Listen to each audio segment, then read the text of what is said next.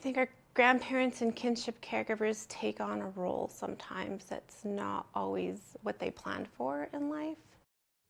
And for thousands of New Mexicans, that role is being mom or dad for kids that aren't their own. It's called kinship care. It's a guardianship arrangement in between adoption and foster care. Grandparents, extended family members, or even family friends step in to take care of children when their parents can't. And it's quite common in New Mexico. A report from the Los Alamos National Lab Foundation revealed roughly 8% of all children in New Mexico were in some type of kinship care arrangement between 2021 and 2023. It's close to 36,000 kids, and that's up 20% from 2017, giving New Mexico the highest rate of children in kinship care nationwide. And data suggests those numbers will keep going up. Is there any, one reason behind that, or, what seems to be driving that increase? I think what we have seen in our research report is behavioral health, mental health needs, that there's substance abuse that continues to grow in each of our communities. The Lannel Foundation surveyed kinship caregivers all over New Mexico, and nearly half of all respondents say drug addiction was the reason they had to step in to take care of kids, and that includes the 2 kinship caregivers that we spoke with. Jeremy Martinez is raising her dad's girlfriend's aunt's grandson along with her own son.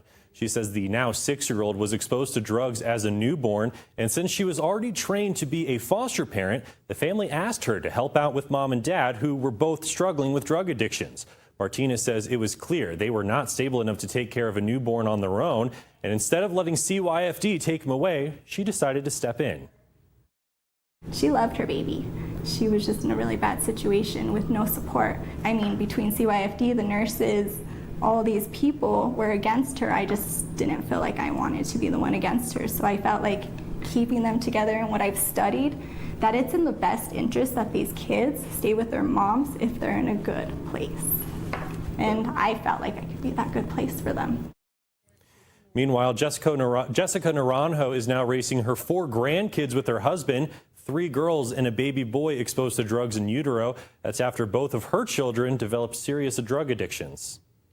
It wasn't something that we expected, but it's just something that we took on because I would not want, our grandchildren to be going anywhere else other than to be with us. Just, with all the stories that you hear with the CYFD and social services program with foster parenting, a lot of the stories that you hear aren't very good.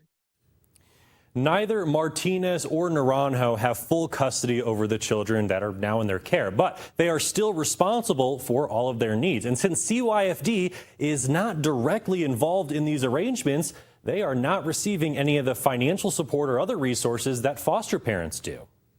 We've had to advocate for our grandchildren on our own. We've had to, look for medical services, get mental health services for them, behavioral health services. As a kinship guardian, we don't get no support. We don't get food stamps. We don't get TANF because some of us make money. We have to work a full-time job to be able to provide. So it makes us lose out on other programs that our children should be benefiting from. And that is exactly where House Bill 252 could make a difference. State lawmakers approved the creation of a new kinship caregiver support pilot program earlier this year, aimed at giving those kinship guardians some extra support. The state's Aging and Long-Term Services Department will manage the program, and Secretary Emily Kaltenbach says they are putting a lot of resources on the table. So this program will provide some navigation support, providing information, referral assistance, legal support and assistance, and eventually some financial support and stipends. What kind of financial assistance are we talking about here? Yeah, so we'd be working with partners in the community who would be standing up the financial stipend part of the program. And so that'd be $500 a month for families. We know these families are living on fixed incomes themselves, adding additional members of their family that have school needs and who have to buy those new school clothes and, and books and all those things and food can have a huge strain on older adults caring for children. And so this $500 a month stipend go a long way.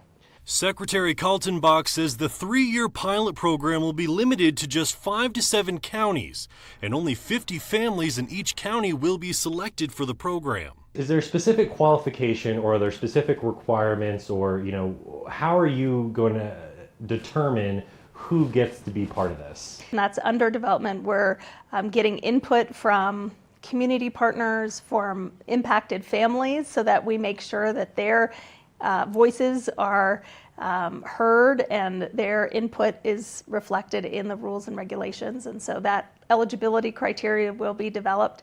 I do want to say that this is really for those families, those guardians, those kinship relationships that are outside of the CYFD system. So these aren't, there's a navigator program that's in the Children, Youth, and Families Department. These are more informal relationships, because oftentimes, as we know, a grandchild will go live with their grandparent. They may not be the legal guardian, but they're still the caregiver.